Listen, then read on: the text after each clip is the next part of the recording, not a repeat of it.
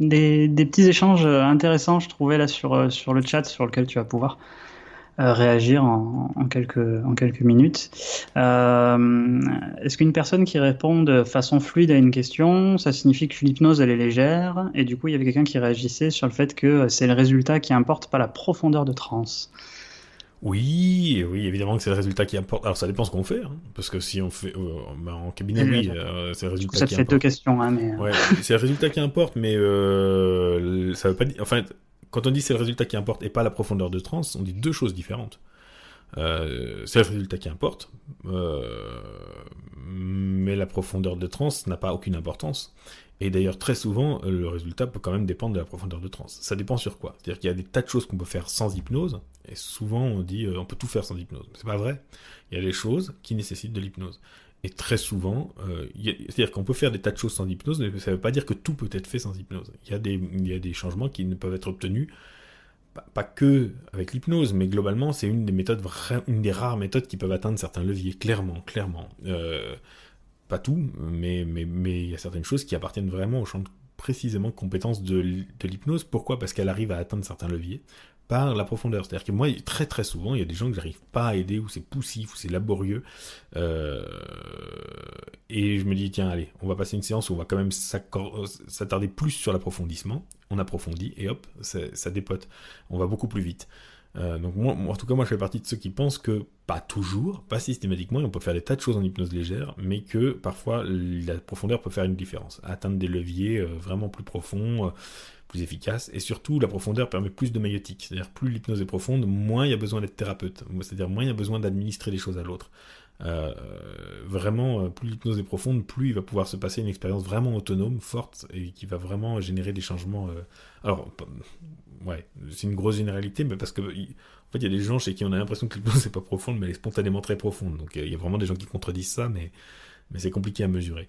Mais disons que voilà, c'est le résultat qui compte, c'est sûr, mais il n'y a pas que d'abord, hein, parce qu'il y a aussi, on peut faire de l'hypnose dans des cadres ludiques, etc., où vraiment où la personne elle souhaite approfondir, explorer l'hypnose profonde. Hein. Vraiment, vous verrez la différence, vous verrez la façon de penser différemment, la façon de voir les choses différemment, vous verrez vraiment tout ce que ça ouvre, c'est assez extraordinaire. Vraiment, l'hypnose profonde est quelque chose d'extraordinaire. Mais vivez-le vous-même de l'intérieur. L'autre partie de la question d'ailleurs avant c'était quoi d'ailleurs rappelle-moi. une réponse fluide, est-ce que c'est nécessairement Euh, synonyme d'hypnose légère ou alors ça pas? c'est une bonne question. Si vous avez Ouais. quelqu'un qui est au milieu de l'hypnose, vous lui demandez comment vous vous sentez là maintenant. Et la personne, donc ça fait, je sais pas, peut-être elle trouve 20 minutes que vous la bassinez avec un truc soporifique. Et la personne, bon, souvent vous vous attendez à ce que la personne elle mette une ou deux minutes avant d'arriver à articuler un bout de mot incompréhensible. Euh, Ça, voilà, si la personne elle peine à vous répondre et qu'elle vous finit par déglutir, se dépatouiller la bouche et vous dire je me sens bien, ou même juste bien, bon, vous êtes content, vous vous dites tiens, c'est bien, je l'ai dérangé et ça m'a donné l'occasion d'évaluer un peu son hypnose. Elle est dans une bonne hypnose, certes j'ai dérangé, mais il suffit de lui dire ensuite très bien, va continuer et on est bon. Mais si la personne, vous lui demandez comment vous vous sentez là maintenant et qu'elle vous dit oh ben très bien, franchement j'aime beaucoup cette expérience, vraiment l'hypnose je recommanderais autour de moi. Peut-être que ça va vous allez vous dire oh là zut alors comment ça se fait qu'elle réponde aussi bien aussi vite, peut-être que l'hypnose est plus légère que ce que je pensais. Franchement, ça peut être le cas. Franchement, ça peut être le cas. Ou ça nécessite, ça veut dire que c'est encore trop tôt, il va falloir approfondir peut-être plus. La personne est encore trop près d'elle. On parlait de cette connexion au corps, cette réactivité, cette sensibilité. Là, il y a une sensibilité, le corps est là, la personne est très présente. Ça peut être parce que ma question l'a réveillée, c'est-à-dire qu'elle n'avait pas compris qu'en fait elle pouvait me répondre sans être obligée de se réveiller. Donc elle est revenue pour répondre. Et ensuite elle y retourne. Mais enfin, il n'empêche que probablement ça va me dérouter cette question, ce type de réponse-là. Donc ça peut signifier deux choses. Soit la personne n'est pas en hypnose, elle croit y être, mais c'est pas terrible, ou en hypnose très légère. Soit c'est qu'au contraire, la personne est dans une hypnose très très profonde, dans laquelle elle a vraiment un accès extrêmement fluide à ses capacités, voire somnambulique.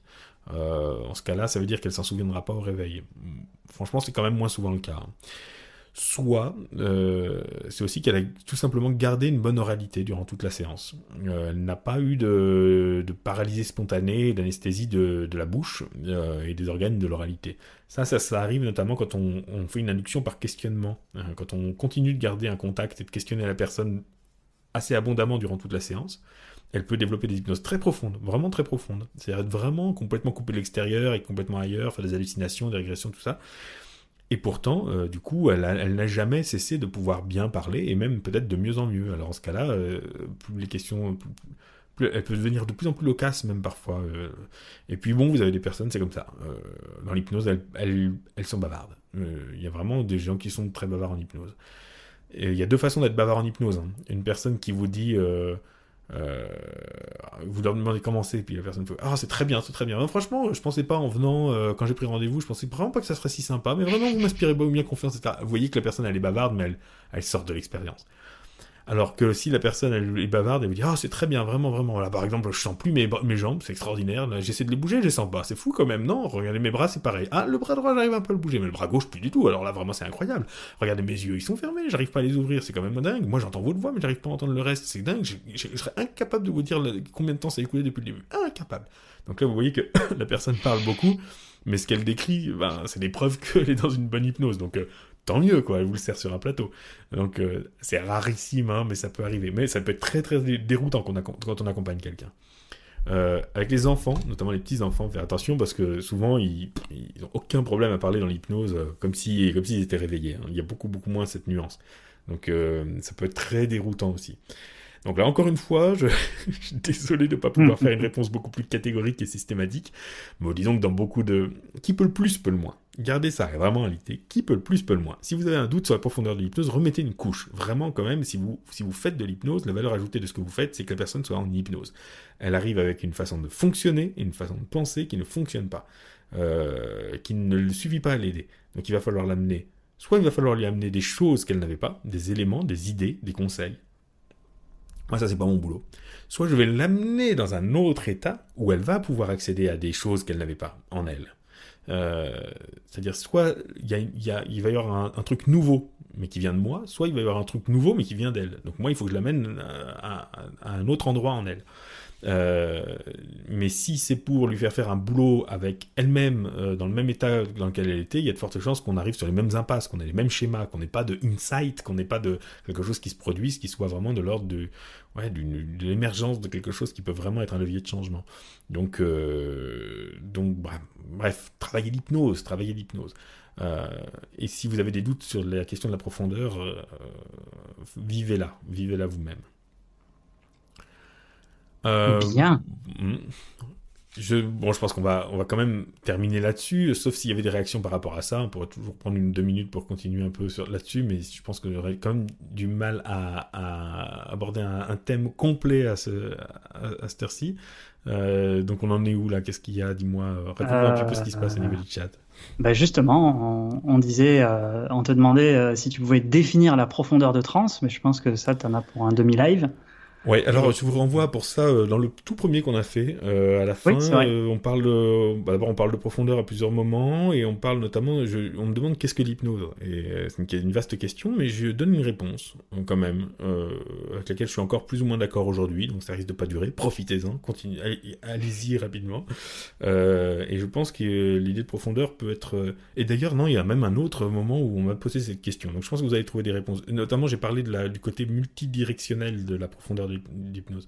En fait, on a fait tout un truc sur l'approfondissement de l'hypnose. Donc, vous référez-vous, je crois que dans le 2e ou le 3e, enfin, allez voir sur mon site, dont vous trouvez la référence dans la description, vous verrez, vous trouverez la réponse à cette question, en fait. J'y ai déjà répondu. Voilà. Dans le 3e, il y a approfondir l'hypnose. Voilà, c'est ça. Non, dans le 4, pardon. Donc, entre le 1er et le 4, voilà, vous trouverez des réponses.